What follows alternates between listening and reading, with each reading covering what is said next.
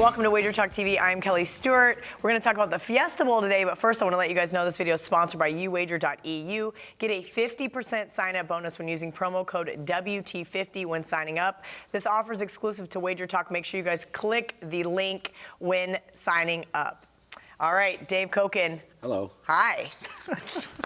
Dave's pushing 70 over here. We got Marco D'Angelo pushing 65. Hey, come on now. Dave's closer to 70 than I'm anywhere near 65. I'm not even to the 60s yet. Yeah, but you're looking. It's always a good time here. I'm standing in line at Dunkin' Donuts this morning, and where I get a senior discount, by the way. And talking with a guy who saw I had a Red Sox jacket on, and he's from New England.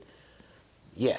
And so we're talking back and forth. And at some point, he asked me how old I was, and just for the heck of it, I'm going to be 66 in a few weeks, okay? But I said, well, I'm pushing 70. And he complimented me at that point. He says, well, you look pretty spry, which is a word you use when you're talking to an old person. You use the word spry. And so I figure I'm going to start doing that because nobody compliments me if I tell them my real age. They just say, yeah. So you're saying I should start telling people I'm 40. Working for me. I'll do anything for a compliment. So. Oh, that's terrible. Let's talk some football. Fiesta Bowl, LSU minus 7.5. There's some sevens out there, though. You see money coming in on UCF. And here's my first question for you, Dave. UCF's got no respect all year. Right. I really thought it was a big drop-off from Mackenzie Milton to Mack. Although he played very well in the second half of that. And that's exactly what my hang-up here is going, okay, this team has got some serious motivation. Where does the motivation come in for LSU? That's the problem. Because if you look at the game on paper, well, LSU's bigger, they're faster, etc. Better defense. Just like Auburn was last year, okay? Auburn had the same physical advantages over UCF. But you've got a similar situation. We know UCF's still got this gigantic chip on their shoulder, and for good reason. If they want to win this game so badly so they can stick it out there, once again, national champions, and that really matters to those guys. I don't know. Eddie O is going to have to do some serious motivating here to get LSU excited about this game because no matter what you say, well, it's a January 1st game.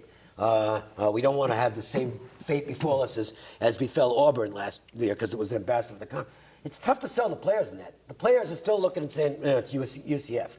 I don't know. I mean, to me, the intangibles still favor Central Florida here. And I don't see whether it's any bargain on the line with LSU. Well, not often that I disagree with you, Dave, but I am going to disagree on this one as far as the motivational go. For the UFC side, or Central Florida, absolutely. They got that gigantic chip.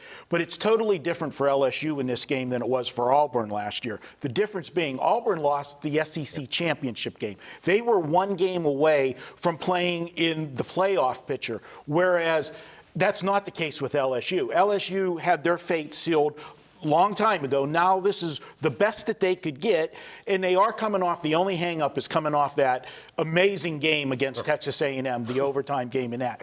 But given the fact that they don't want to be an SEC team that gets beat by this team again, I think they are going to be focused, and they didn't have their dream crusher game in their last game. That's the big difference with Auburn. And I look at the Mac. I had Central Florida in the championship game, and they were down 17 points. Mac had a fantastic second half. This team has such a moxie about them where they just feel like they can come back. But now it's the second start. I was on him because I'm old school. I like the injured player theory. It was the first start for him, replacing Milton, and they were up for it, fell behind, but got the win. Now there's game film on him. You didn't have a lot of game film on them before, so LSU's got time, and Central Florida's faced nobody with a defense as close as LSU's.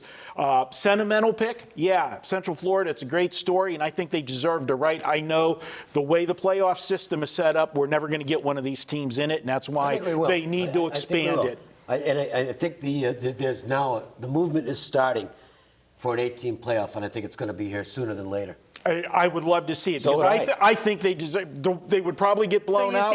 UCF would play Alabama, which would be. The thing is that they do deserve a chance. Yeah. And by the way, they're trying to work a home and home with Florida. Oh, good. I'm lobbying for them to come to the Big 12 on Twitter. There you go. But I'm going to go with LSU here. I think the defense is going to do the job here. Ed Orgeron, he's done a couple different times this year, I thought, after they lost the game, this is where it unravels. And he got them to come back and play. I think he gets them to play here. All right, good stuff from both guys. Guys, this video is sponsored by UWager.eu. Get a 50% sign-up bonus when using promo code WT50 when signing up. This offer is exclusive to WagerTalk.